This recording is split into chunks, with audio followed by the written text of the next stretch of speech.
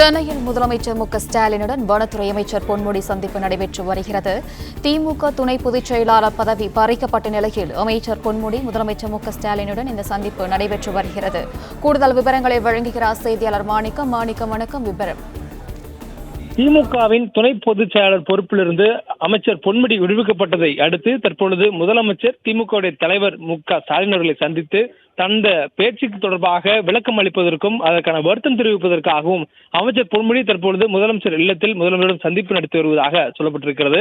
முதலமைச்சர் ஸ்டாலின் திமுக தலைவராக இருக்கிறார். திமுகவுடைய துணை பொதுச் செயலாளர்களில் ஒருவராக இருந்த பொன்முடி அவர்கள் கடந்த ஞாயிற்றுக்கிழமை அன்று வைணவம் சைவம் என்ற சொல் பதங்கள்ல கொச்சையாக பேசிய விவகாரம் குறித்து சமூக வலைதளங்கள்ல பரவலாக பேசப்பட்டது வந்ததற்கு பல்வேறு இடங்களிலிருந்து கண்டனங்கள் வந்திருந்தன. இந்த நிலையில அவர் மீதான ஒழுங்கு நடவடிக்கையாக திமுக துணை பொதுச் செயலாளர் என்ற பொறுப்பிலிருந்து அவர் விடுவிக்கப்படுகிறார் எனவும் அவருக்கு பதிலாக திமுகவின் கொள்கை பரப்பு செயலராக இருந்த திருச்சி சிவாவை திமுகவின் துணை பொதுச் செயலாளராகவும் நியமித்து முதலமைச்சர் திமுக தலைவர் ஸ்டாலின் உத்தரவிட்டிருந்தார். அறிக்கையாக வெளியிடப்பட்டிருந்தது.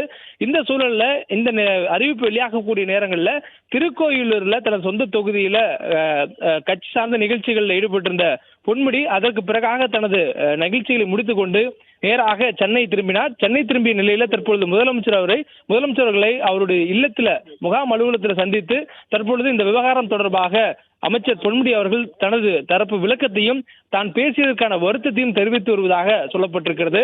மேலும் அவர் தற்போது வரையிலும் அமைச்சராகவே தொடர்கிறார். ஆனால் அவருக்கான கட்சி பொறுப்புகளில் இருந்து அவர் விடுவிக்கப்பட்டிருக்கிறார். திமுகவில் பெண்கள் மீதோ அல்லது ஒரு தரப்பினருக்கு எதிராகவோ வெறுப்புணர்வை தூண்டும் வகையிலோ பேசக்கூடியவர்கள் யாராக இருந்தாலும் அவர்கள் மீது நடவடிக்கை எடுக்கப்பட்டு வருகிறது.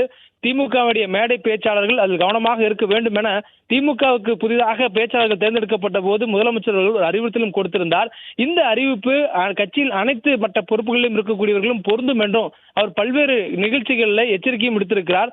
உதாரணத்துக்கு அவர் இதற்கு முன்பாக நடைபெற்ற திமுகவுடைய பொதுக்குழு கூட்டத்தில் பேசும்பொழுது மத்தளத்துக்கு 2 பக்கம் அடி என்பது போல ஒரு நிகழ்வை சுட்டிக்காட்டி திமுகவை சார்ந்தவர்கள் தினமும் எந்த பிரச்சனையிலும் சிக்கிக் கொண்டிருக்க கூடாது என்ற அச்ச உணர்வோடவே தான் கண் விழிப்பதாக தெரிவித்து அதிலிருந்து கடுமையான எச்சரிக்கையை கட்சிக்காரர்கள் கொடுத்திருந்தார். குறிப்பாக மேடை பேச்சாளர்கள் பேசும்பொழுது திமுகவுடைய கொள்கைகளையும் திமுக கொண்டு வந்திருக்கக்கூடிய மக்கள் நல திட்டங்களையும் மக்களிடம் கொண்டு சேர்க்க வேண்டுமே தவிர வெறுப்புகளை கொண்டு போய் சேர்க்கக்கூடாது என்று பல்வேறு கவனமான எச்சரிக்கைகளை அவர்களுக்கு கொடுத்திருந்தார்.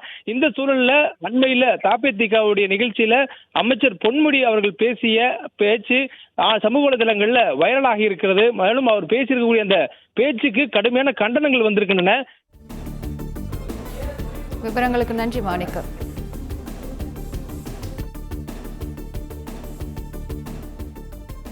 பிளே ஸ்டோர் மற்றும் ஆப் ஸ்டோரில் இருந்து பாலிமர் செயலியை QR கோடு மூலம் பதிவிறக்கம் செய்யுங்கள். செய்திகளை உடனுக்குடன் பெறுங்கள்.